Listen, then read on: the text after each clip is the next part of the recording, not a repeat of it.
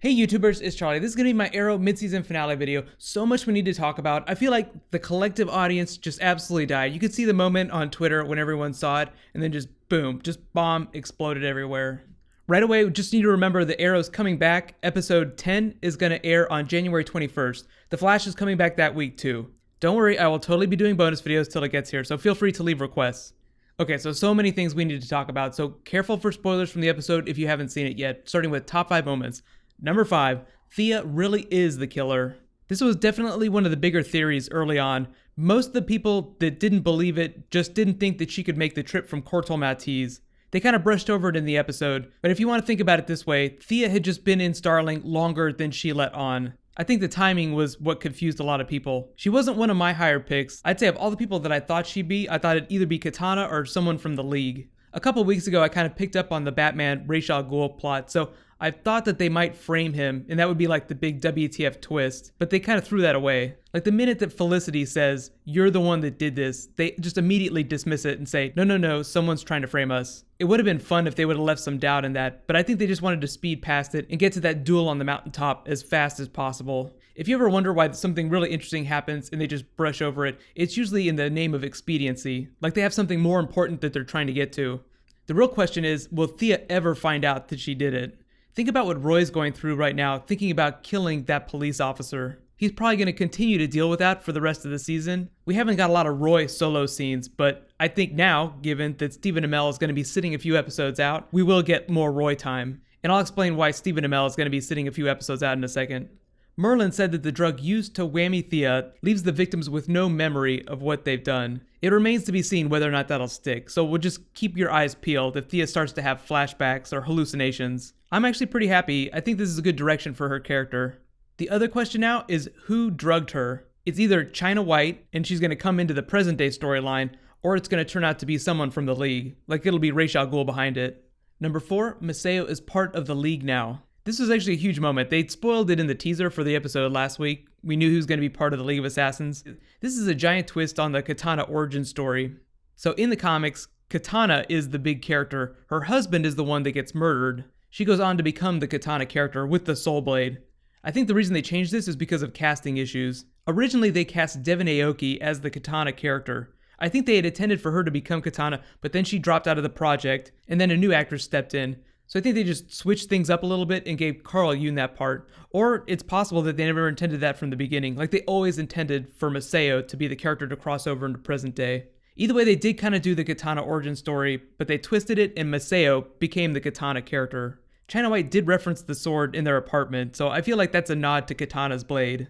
You guys can let me know whether or not you would have rather seen Katana. Usually that's a pretty easy answer. Usually most people want to see the comic book character. I feel like Carl Yoon's a great actor though, so I think it's going to be fine. He seemed pretty brainwashed for the first part of the episode. Later though, when he talks to Oliver about getting his effects in order, he seems like he has his shit together.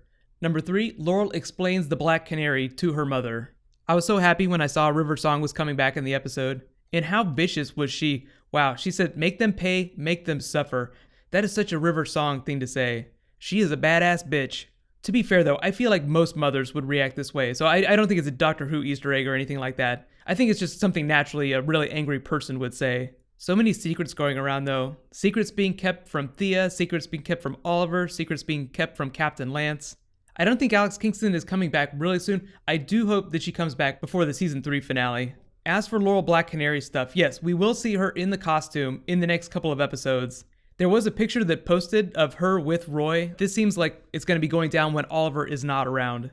Number 2, Ray Palmer shows off the Atom suit to Felicity and explains his backstory. So we learned the tragic history. It wasn't his wife, it was his fiancée that died. I think that's just because they aged the character down. In the comics, he was married. And we found out what's going on with OMAC. So it's very different in the comics.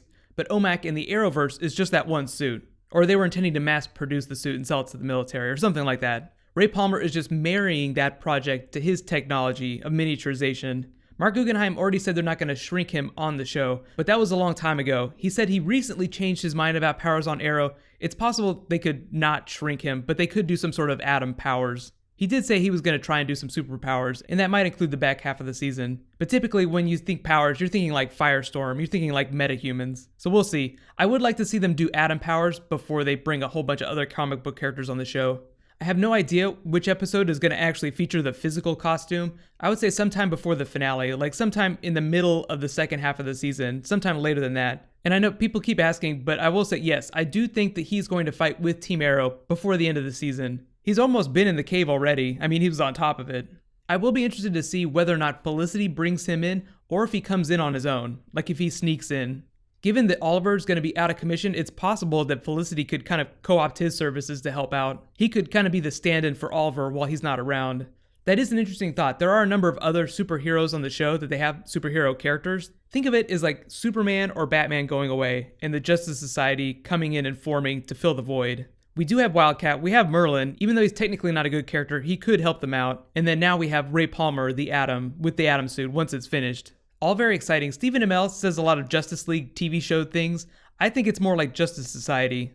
Interesting to note, Jeff Johns and Mark Guggenheim have both written Justice Society, the comic book. Mark Guggenheim is the showrunner for Arrow, and Jeff Johns has written a couple of Arrow episodes, but he mostly works on The Flash. So think of Arrow as doing a version of Justice Society this year. And my number one WTF moment, easy, Ra's al Ghul kills Oliver Queen. The real question isn't whether or not Oliver's dead. The question is how is he going to come back? And is it going to be the Lazarus Pit? Mark Guggenheim has kind of stepped around the idea of the Lazarus Pit. He did say that they would try to do things, but he didn't confirm anything. Because of Arrow's stance on doing superpowers, and because that's changing, it's totally possible that they could have dipped Oliver in the Lazarus Pit. The other possibility is that he's on the edge of death and he's going to recuperate. It's going to be like a Dark Knight Rises situation where Christian Bale got thrown in that version of the Lazarus Pit and had to climb his way out after he healed. I have also heard a crazy fan theory that sounds kind of interesting. I don't know if it's true, that Ra's al Ghul and Oliver were working together the whole time, and they just made it look like Ra's killed Oliver. He ran him through the stomach. He didn't run him through his heart. Like he didn't chop his head off. And we did see Ra's climbing out of a very interesting looking bath the first time we saw him. The other theory that's a little bit better is that this whole season has been an adaptation of the Batman Daughter of the Demon storyline. In that story, Ra's al Ghul engineers this plot to get Batman to take over the League of Assassins because Talia is in love with him, so he chooses him as a worthy successor.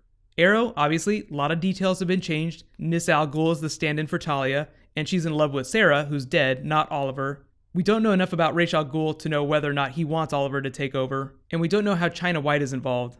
Let me know though, what was your favorite moment from the episode? And here's the big question, how do you think that Oliver is going to come back? So here's the deal with Oliver being away for a few episodes. During the middle of the season, he had a 9-day break. Normally that's unheard of, so I think he's only going to be gone for an episode and a half. Normally it takes him about a week to film an episode. That's why I say if he's gone for a full week or a little bit more than a full week, he could have filmed some scenes for, say, like episode 11. Or, here's a really crazy idea, they could just show him in flashbacks. Like that's how he could be in all the episodes, and then he'll reappear at the end of the season in present day. So he could be gone in present day for the rest of the season. That'd be crazy. I do think he'll come back before then though. It is too huge for them to not milk that. In reality, he will be dead to the world for a little while, just like he was dead when he was on the island. Overall, I give the episode a solid A. I totally love the chance they took. They killed their main star. How many shows have the guts to do that? Yes, it's a comic book show. No one ever truly dies in the comics. Let's talk about Stephen Amell's performance. I feel like this season has stretched his ability as an actor more than any other season. I think he did a great job. Oliver is a very naturally reserved character emotionally, so that is why you don't see him crying his eyes out all the time. Roy, on the other hand, I could totally see him crying his eyes out. I bet he cries a little bit about Thea every once in a while. We didn't see a lot from Laurel, but I am so interested to see what happens whenever she comes back in that Black Canary costume. Felicity in that I love you moment, that was so great. I feel like her scenes with Ray Palmer were very interesting. They did convey a lot of information from the comic books. Very exciting, but I feel like her Oliver scenes are always the most meaningful, always the most rewarding for viewers. And I love the way he casually just said, I love you, and then said, okay, bye, see you later. No big deal. See you in a couple episodes. It's just going to be an amazing reaction shot when they see Oliver rise like a phoenix. I mean, really, in terms of plotting, there are more questions than answers right now. But it's only the first half of the season. This episode was just meant to throw us into the action of what the rest of the year is going to be. Namely this big China White bioweapon thing and the League of Assassins with Ra's al Ghul. I thought the editing was great. I love the way that they jump forward and backwards in time. Normally we just get the flashbacks. This time they would jump forward. Almost every time we got a flashback, we got a flash forward. I love the way that they play with that. In the fight scene, I mean, yeah, Oliver clearly was not going to be able to take Ra's al Ghul no matter what. Even if he did throw the fight, which I don't think that he did. That's up to debate. I will be so interested if it turns out that they were working together the whole time. What I'm waiting for now, though, is a shot of Oliver climbing back up there and yanking the sword out of the stone. That's a very King Arthur type situation. Don't you just see that happening? Like them giving Oliver that storyline, pulling the literal Excalibur out of the stone. Excalibur drenched in blood, his own blood for that matter. So like I said, I will be doing bonus videos in the off season, so be sure to subscribe to get everything. Feel free to leave me a request, stuff about the Atom, about any of the other secondary characters, or other characters that I want to see on the show. I will be doing a Q&A for this, so feel free to leave any question you want about the Flash, or Arrow, or anything else Justice League related, even Suicide Squad. And one more time, the Flash is coming back January 20th, Arrow coming back the 21st. Right now though, if you're on your mobile phone or on your tablet, you can click up here for extra links. It's the same as the links over here. But right now, click here for my Flash finale video, and click here for all my other Arrow bonus videos. Thank you so much for watching, so let's all high five. I will see you guys tomorrow. Don't worry, it'll be okay. Everybody go take a bath in the Lazarus pit.